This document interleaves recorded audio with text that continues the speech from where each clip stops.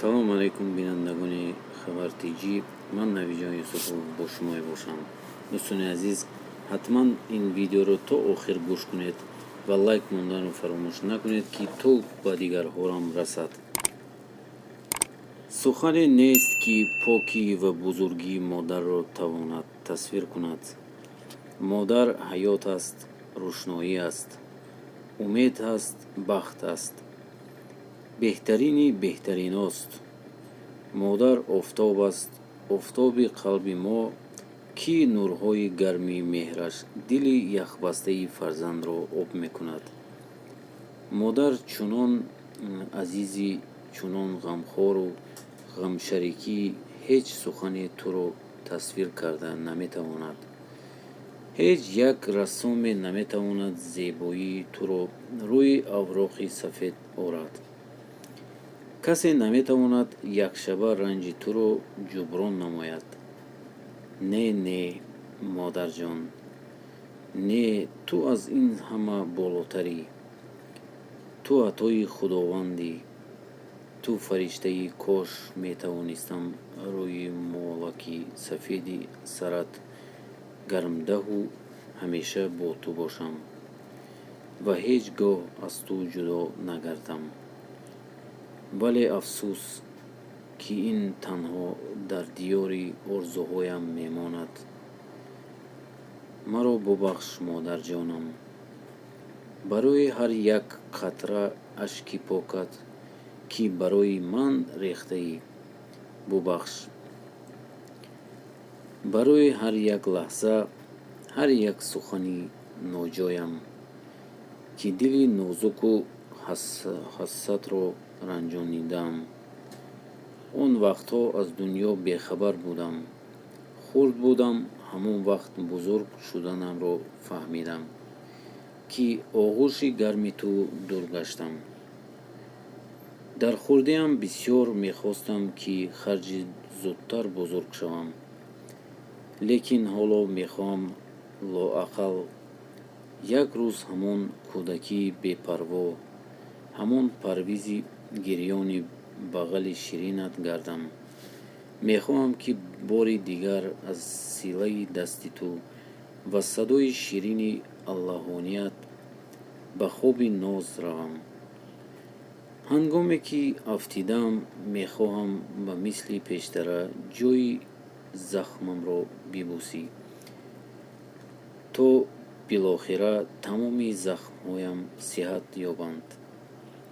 ҳангоме ки касе маро ранҷонад, ёди ин ки дилсарду аз дунё ноумед гардонад, мехоҳам бо оғӯши ту дароям ва аз таҳти дил чун кӯдак бигирям.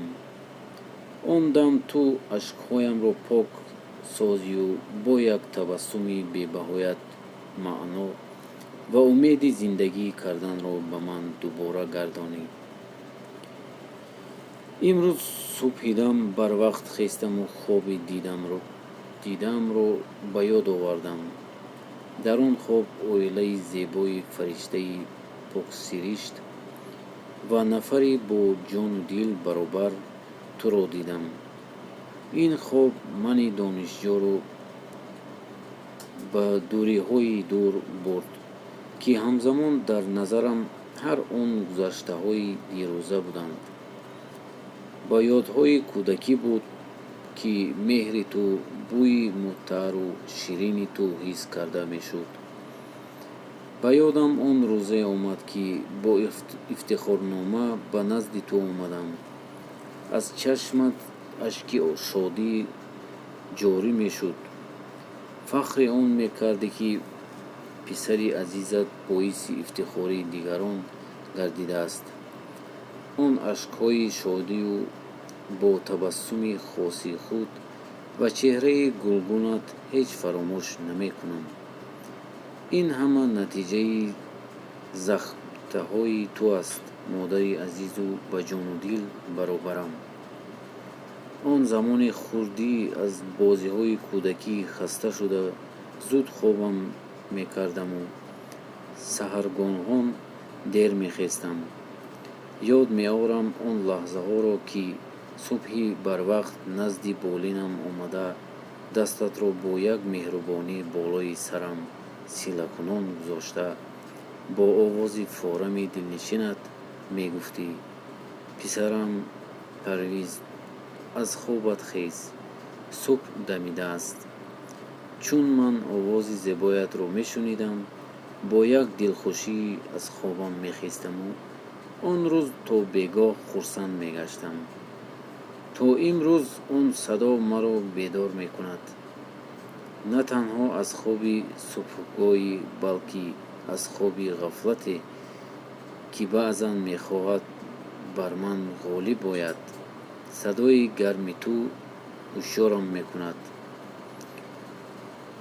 ایا مادر تو را چقدر پزمان شدم یاد کردم نوازش های دستان تو را یاد کردم صداکنی و پرویز گویی های تو را یاد کردم نانپزی های و از سری تنور نان گرمدیهای تو را 3 سال می شود از نزدت دورم و در این مدت تنهایی رو احساس کردم باز هم زیادتر به قدرت رسیدم مادری جانم هر شبه که به آسمان نظر میکنم آسمان پر از ستاره هاست از بین همه آن ستاره ها ستاره تو را می جویم دربارت بیشتر فکر میکنم که مادری من چه حال دارد و به من چه کار کرده ایستاده است آیا دوری از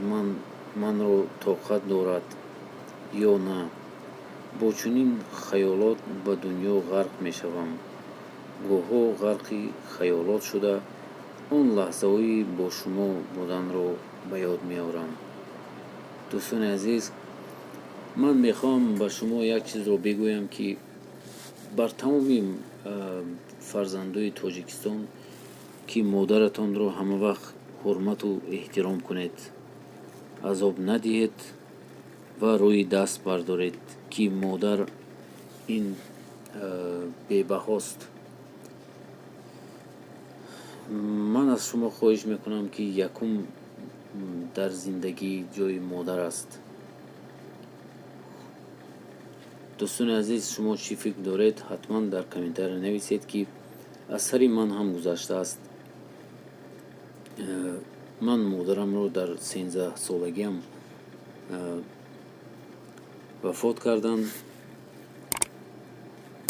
و به مادری تنها اون آدمی میفهمد که مادر است گذشته است و این خیلی دردی بی‌دوا است که این درد هیچ وقت نمی رود از آدم برای همین دوستان عزیز همه وقت مادرتون رو احترام کنید حرمت کنید هیچ وقت آزار ندید خیر تا بازدید